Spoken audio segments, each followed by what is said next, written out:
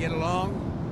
There's a good respect level on both sides, and I think, something's going to come of it. I notice he's bringing a lot of business people from Russia, and that's good. I think it's extraordinarily difficult to predict how things are ultimately going to turn out. I can tell you that President Trump's leadership is very much going to be on the line today. We can often be surprised by what happens in these meetings. I hope there's a positive surprise that comes out of today. It'd be a great thing for the United States of America.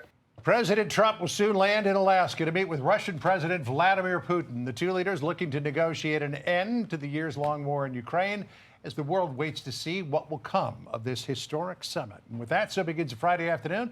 I'm John Roberts, and welcome to you again. Thank you for having me. I'm Aisha Hasni in for Sanders Smith today, and this is America Reports, the big day for the U.S. President Trump describing this highly anticipated talks as a feel-out meeting and making it very clear that his top priority will be to determine whether or not a ceasefire in Ukraine is even possible, John. The president also calling the meeting high stakes and threatening very serious consequences if the talks fall apart. He sat down with our own Bret Baier in his office aboard Air Force One en route to Alaska. Okay, in the office with President Trump on Air Force One, heading in. What's your initial feeling? How are you feeling about what you're going to get out of this? I think we're going to do very well. Our country is doing very well. We're setting records economically like we never have before, including the stock markets are all at a record high. We're taking in trillions and trillions of dollars with tariffs. We're going for a meeting with President Putin in Alaska, and I think it's going to work out very well. And if it doesn't, I'm going to head back home real fast. I mean, if it doesn't, you walk. I would walk there. All right, more of that interview on Special Report tonight as we get ready to kick off our special coverage this afternoon. But first, the Fox team is in place. Shannon Bream is going to join us in just moments. Let's begin, though, with Peter Doocy. He is live in Anchorage, Alaska, where the president is expected to arrive very soon. Hello, Peter. Aisha and John, good afternoon. I talked to President Trump on the phone a little while ago, and he stressed that his #1 priority with this meeting with Vladimir Putin today is saving lives in Ukraine. He wants the war over quickly. And you heard him there in the office on Air Force One, heading to Alaska, telling Bret Baier that if the meeting today does not go well, he will walk. The Americans will walk out. But that might not be necessary because the Russian side, the Kremlin, is putting out the word.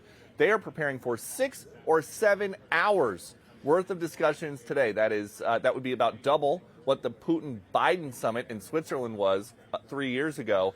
And it's a big if, but if things progress well, it could bring in a new era of U.S.-Russian relations. Now we have the hottest country, and he wants a piece of that because his country is not hot economically. In fact, it's the opposite. And China's not doing well economically, but look, I want everybody to do well. The war's got to stop and the killing's got to stop. It hasn't yet, according to Volodymyr Zelensky. A translation of a post he just put up reads, "The war continues. It continues precisely because there is not only an order, but also signals about Moscow's preparation to end this war. On the day of the negotiations, they are also killing, and that says a lot." Zelensky might be invited to a follow-up Trump-Putin meeting, if there is one, and he might need to come with permission from his country's leaders to give up some territory if this war is ever going to end. Mr. President, are the territorial swaps on the table? Will you be discussing that? They'll be discussed, but I've got to let Ukraine make that decision. And I think they'll make a proper decision. But I'm not here to negotiate for Ukraine. I'm here to get them at a table. And I think you have two sides. And when the presidents in their respective presidential aircraft land here in Anchorage in a little bit, they're going to be preparing for this meeting at a base that has been strategically as important as anywhere in the world for the U.S. as they have tried to counter Russia over the decades. The motto for Joint Base Elmendorf-Richardson is top cover for North America. Aisha.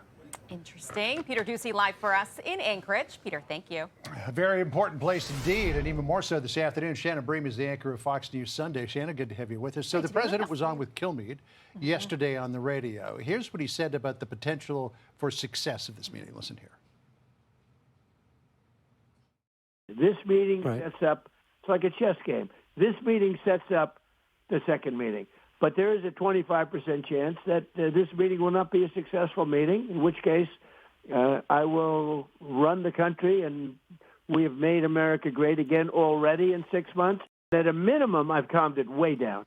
Now, many people might say, oh, 25% chance this won't work, but there's a 75% chance that it will. He's pretty optimistic. Well, and they've been managing expectations. As you all know, you both spent a lot of time at the White House, and they're being very careful about where they go with this. What's a deliverable? Is it a ceasefire? Is that second meeting the key to this whole thing? Is it when do you bring in President Zelensky? I mean, there's a lot on the table here. And there's a lot of stuff that's also at the president's toolbox. I mean, the sanctions package sitting in the Senate with more than 80 senators on board, which you guys know, almost impossible to get them on board, 80 or more of them on anything. So it sounds like the president is going to talk economic potential sanctions and much more with Putin. I mean, he feels like he's got some levers to throw. Yeah, I think it'll be a combination of potential sanctions and then economic promise as well if he gets back into the community of world nations. But you're right, the expectations, I think he's going in there, setting them very low, saying that he didn't really have to do this. He doesn't have to do this. And he's really just trying to get to that second meeting and bring in Zelensky as well. Democrats are setting their own expectations for the president. This is actually Hillary Clinton, who says that she would nominate the president for the Nobel Peace Prize if he did this. Listen to this.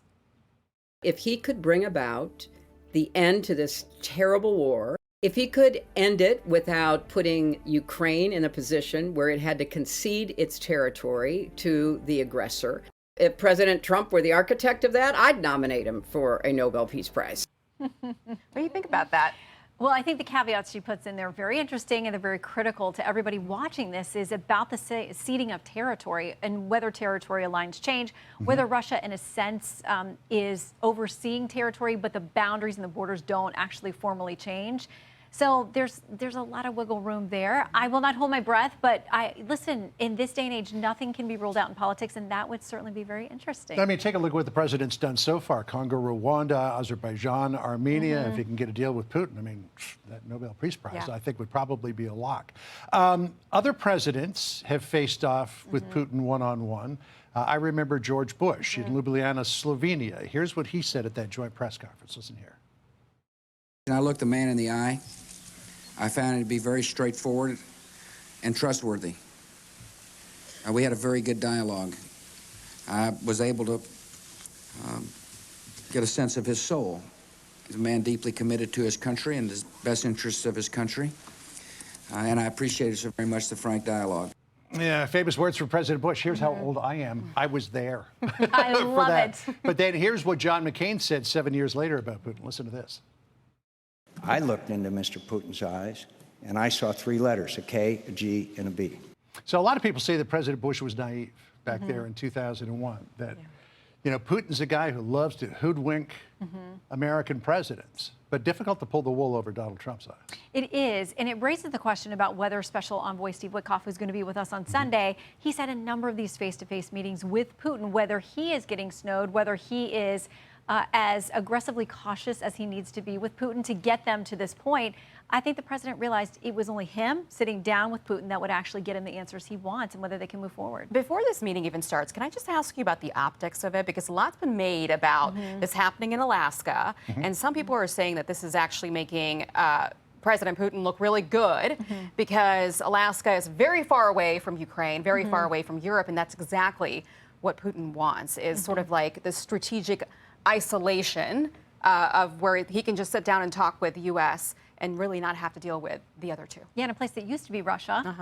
We're not that old. It is only 2.5 miles from Russia. Exactly. It begs the whole question about when President Zelensky should be involved. Our European allies have been very vocal about this, and everybody agrees Zelensky's going to have to be involved before an actual deal comes together. But the Europeans think he should be at the table now, and they've made that very clear. So when does he get pulled in? Does he get a last-minute invite to Alaska? Anything's possible. No, I don't think he can make it there in time because the president is planning on coming home. I'm saying if he takes off now. Tonight. If he takes Maybe off he's now, waiting somewhere closer to by in case the call comes. But I think there was also this idea that President Trump wants to sit down one-on-one with Putin to really kind of feel him out, see where this is going to go, and that if Zelensky was there, it would create a tension in the room that would not allow for a more free-flowing dialogue between President Trump and Putin. Yeah, I think the White House feels like this framework, this foundation between those two has to be set before you can bring Zelensky in. And listen, everybody on the president's team will say, as much as you have negotiations leading up to this, he's the closer. He's the guy that gets things done. And so now the time has come when it's got to be those two in a room together. All right, well, this is a huge deal that he might be. I find it fascinating, all the business leaders that are also accompanying Right. the president on his way to Alaska. And perhaps Steve Witkoff on your show can give us some insight about what happened in that room. Yeah, who you got coming up? So he'll be with us on Sunday so we can get the inside scoop on what's happening, what's the next step. And also, we've got GOP Senator Eric Schmidt with us to talk about that sanctions package in the Senate. Are they ready to drop it? They've been waiting on the president's signal. Do they get it? Yeah. On the economic opportunity, I was also there in Singapore when President Trump met with Kim Jong-un, and he gave him that video. Remember about the economic promise of an open North Korea. Yeah, maybe there'll be more of that conversation. I can't wait for the presser, the joint presser. Yeah, that'll be It's going to tell us interesting. a lot. Good one. All right, a lot ahead for us in the next Shannon, few good to hours. see you. You Thanks, too. Shannon. Appreciate it.